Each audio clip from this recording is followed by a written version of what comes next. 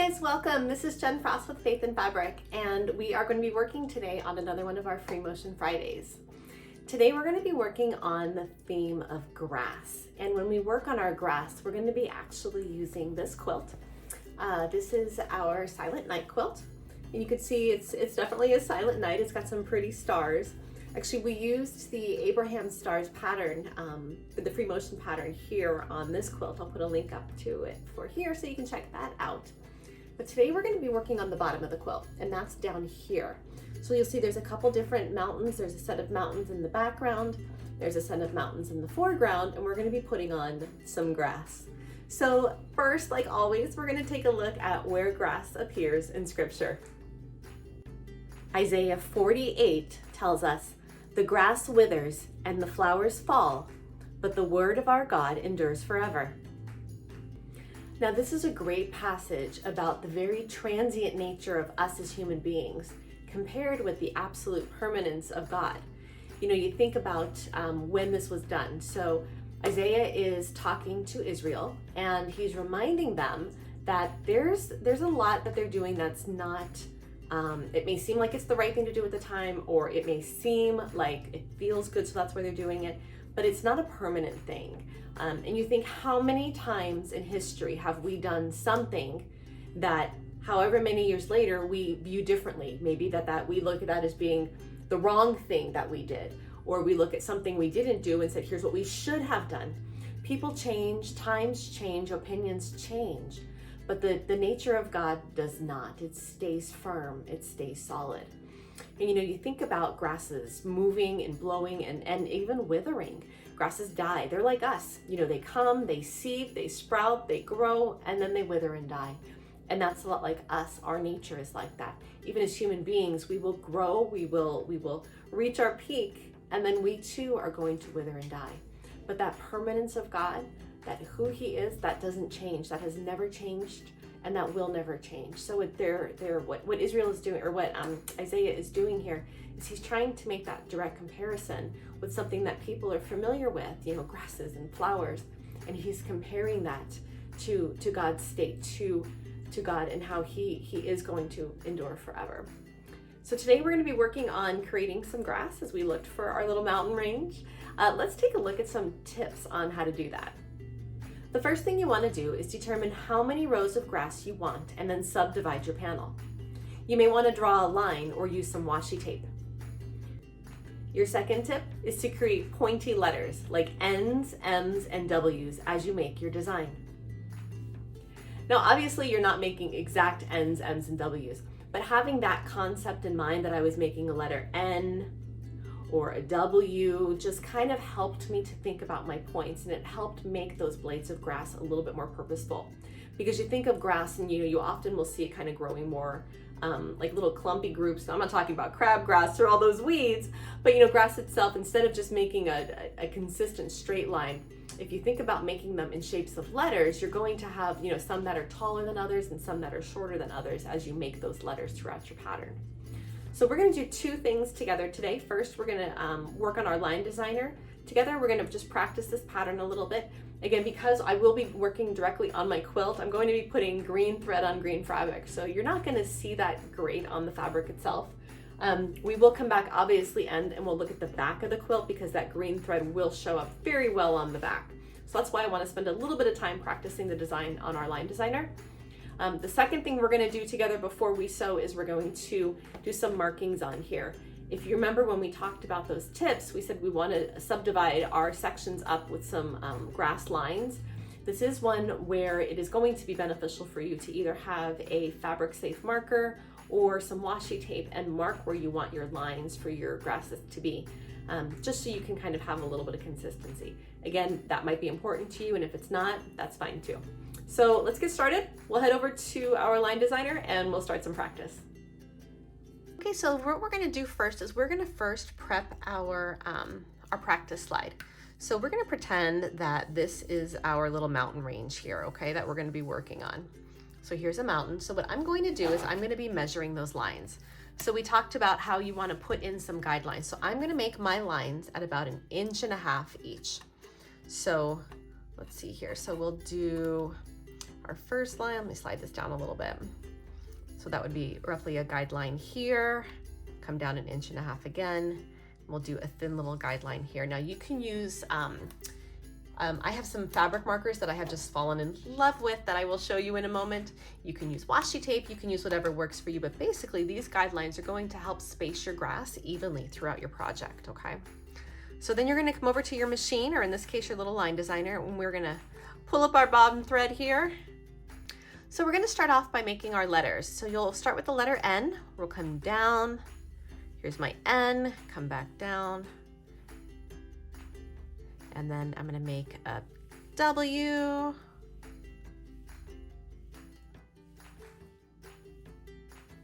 You'll see you're just making jagged grass. Now to come to the end of the row, what you can do is you can either follow your hillside, which is what I'll probably do because I wanna get to the end of my next hill. If this were a straight piece, we'll show you over here how you would handle it if it was a straight quilt block. So in this case, I would just be sewing along the edge of my hillside. And now I'm gonna start my next row of grass. Okay, so you position your hands just like you would if you were free motion quilting on your machine. And you're gonna come up, so we'll make a little W. And you'll see I like my grass a little curved. You know, it just kind of softens it. I think the nice thing is about this is you can make your grass hard, you can make it more a soft grass that you wanna walk through, but you want to just, whatever you decide, whether you're going to have curved grass or slightly hard grass, you want to figure that out at the beginning because you do want that consistency in your grass, okay? So then you see you come to the end and you're just going to curve back down and you're just going to continue making your grass, okay? Here's your little easy grass design. Now, one way you can do this grass, and I'll pick this up here, is you'll see I have made these lines here. So my grass is separated into almost like tiers, almost like I've got, you know, just different rows of grass coming through.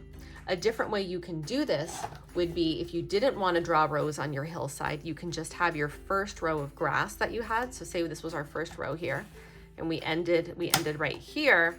What you can do is you can always just come back in and almost like echo through the grass you have to make a much more dense design. So this is a lot more just like a little, like a fill-in, like a zigzag would be. This may be more the effect you're going for. Again, it's just gonna be completely up to you. You'll see now here, if I move this over, what I've done overall is I've just pulled all that grass in and I've made it much more dense. I have not worried about having rows of grass.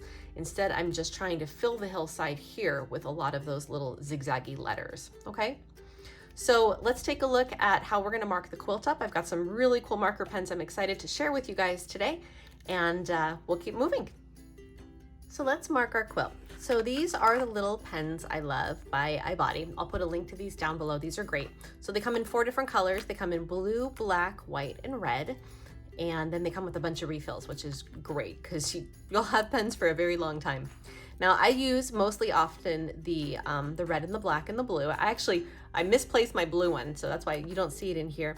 And the white, I really only use on black fabrics. The white doesn't seem to show up even like on a fabric like this, but this works just fine with like a red or a black. So that's what we're gonna use today. So you'll see here's my little mountain. I'm gonna be, we'll be working on the 2 dark mountains today. We'll come back another week and we're gonna work on our grasses next week. So for now, we're gonna stay here and I'm gonna be using about a 1 inch layer of grass, if you will. I don't know what you wanna call those, rows of grass. So I'm gonna start at the top of my quilt and I'm just gonna mark a 1 inch line here.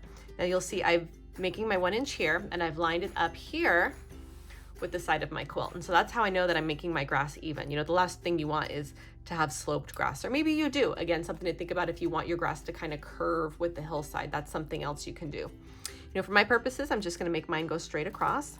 So I'm gonna come here and I'm gonna take my pen. It's always a little scary drawing on a quilt with a pen, right? And these come off with heat. They're actually heat activated. And so they're wonderful. So I'm gonna mark this one here at 1 inch. And then I'm gonna come down another inch here, and that gives us 4 spots on this side to practice. And I'm gonna just come right across to this side. I'm gonna pull my ruler. I wanna keep my grasses even. And it's great because you'll see they're designed that they should, your mountaintops should be right at roughly the same spot. So I'm just gonna come over. We're gonna have to work around our little camel buddy here so we don't grass him. Oh, he'll eat our grass, but I don't think he wants to have grass on his head. Mark one line, and then we'll put our last line of grass in here. So you'll see now what you have are actual lines to work from. I have used washi tape in the back. You guys know I'm a big proponent of washi tapes for certain situations. For other situations, I think these work great. So again, I'll pop a link to these below. When we're done, I'm actually going to show you how you can use your iron to just almost erase these lines. I think it's just wonderful. So let's head over to the machine and start quilting our grass.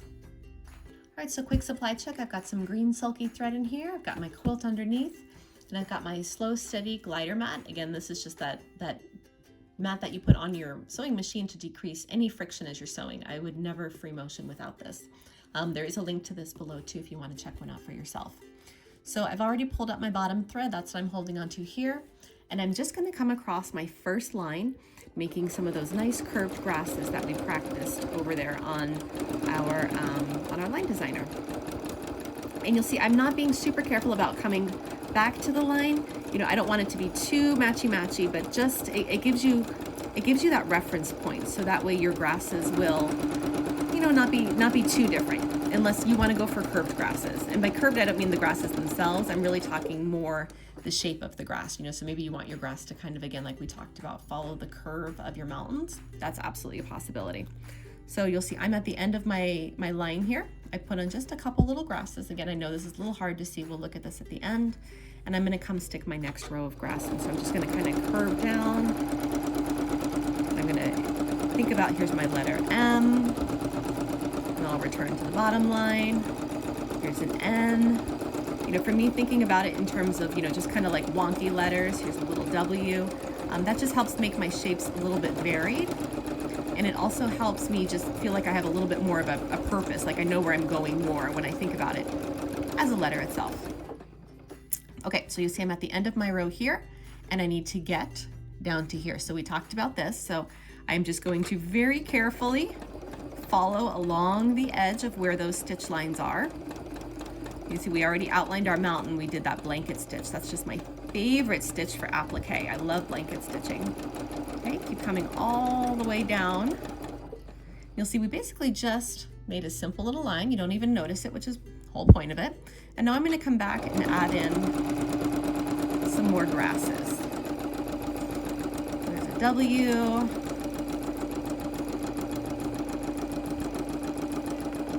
And we'll add one more row here.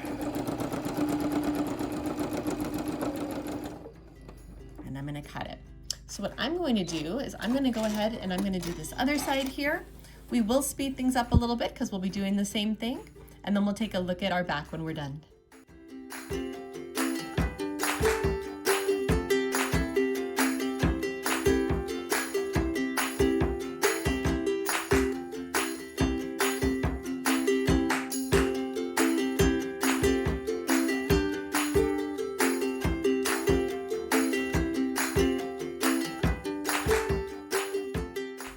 Now that our grasses are in, it's time to erase these lines. So you just come and you'll see you just take your iron, you put it over, and look at that. The lines are gone. So the heat will remove those lines. I love using this. These markers are just great. Again, there's a link below. I've tried a couple different methods for, you know, marking quilts. Again, I think washi tape is great when I want to make long radiating lines because it helps with that. But these are the best markers I have found. And I'll tell you, even when I worked on the Dream Big panel, I'll put a link to that here. Honestly, you guys, I left my marker lines on that quilt for probably 2 weeks before I realized, and I totally panicked that they wouldn't come off, and they did. So even 2 weeks later, you can still remove those pen lines. So let's head over and take a look and see how this turned out. As always, we start on the front. So this one, again, a little bit tougher because you've got green on green. I'll hold it to the light here and you can see what it does is it creates a little bit more of a texture in the background. So you can tell there's like wild plants growing on my hillside, which I really like. And they're staggered enough that they've kind of got those rows, which is what I was looking for.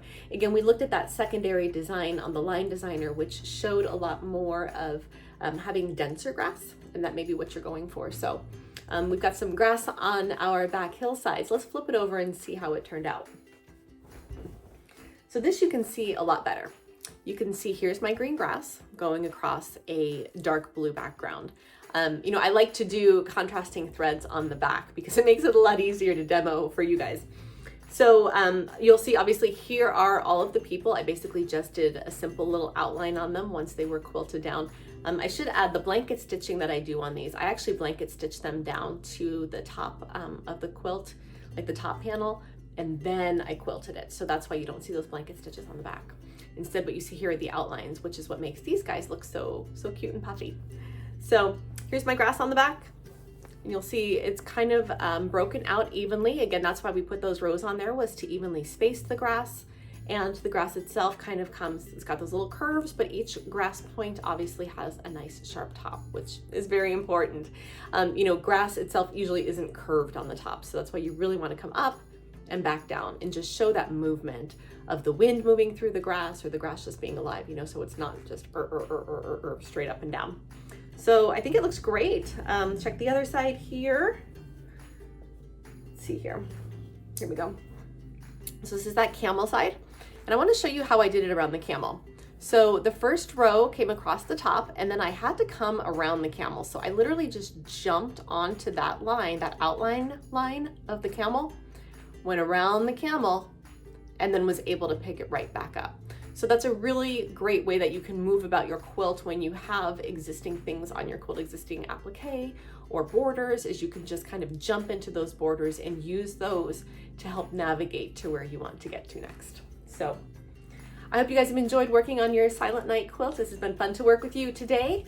And I hope that you always remember that no matter how much life changes around us or how much you change, God himself doesn't, nor does his love for you.